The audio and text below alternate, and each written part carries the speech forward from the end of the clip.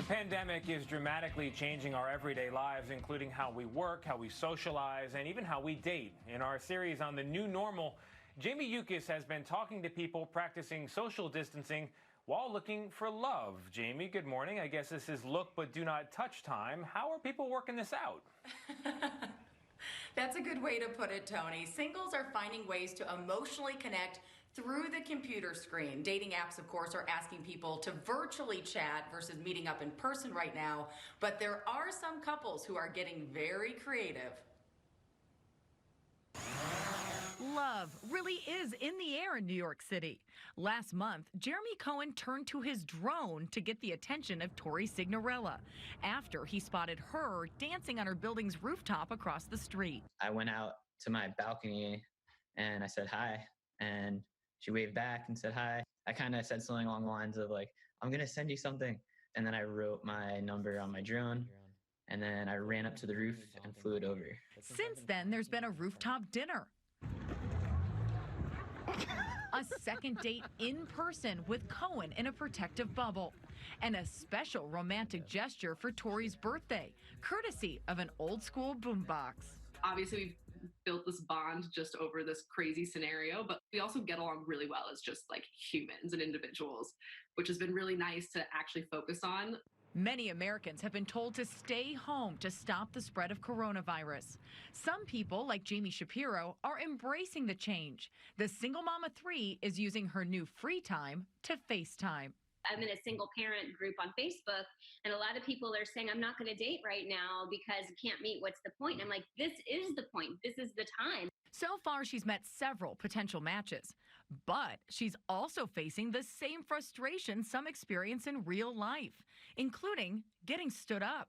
I put makeup on and like very minimal, like, and but I still had my pajamas, and then he didn't show, and I was actually kind of mad. Like, I just put on lipstick for you. I think it's the first time in a lot of people's life where they felt just prevented from contact with others. Daniel Jones is the editor of the New York Times column, Modern Love. Do you have advice for people that might want to go down this road? I think inhibitions can fall away, and you can ask the deep questions and learn about their past and learn about their fears and learn about their hopes for the future. And now, dating apps like Bumble and Tinder are pushing users to video chat instead.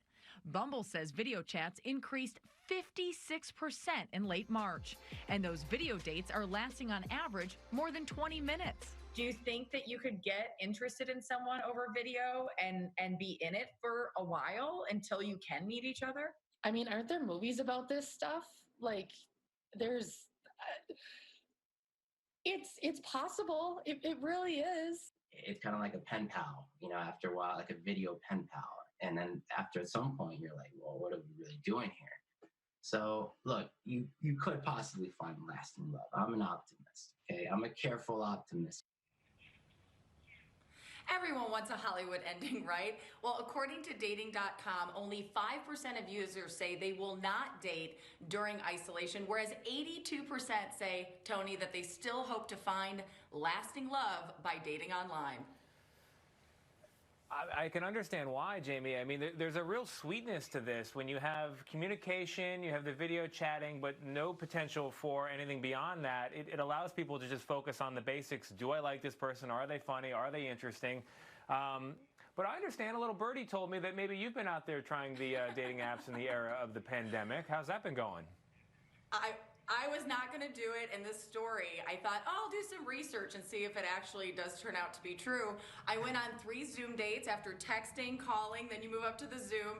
And I have to tell you, I've met someone that I'm really having fun getting to know. And it is, as you said, it's sweet and it's a little old-fashioned, which has been nice, but we've been very respectful. We did have a social distant walk.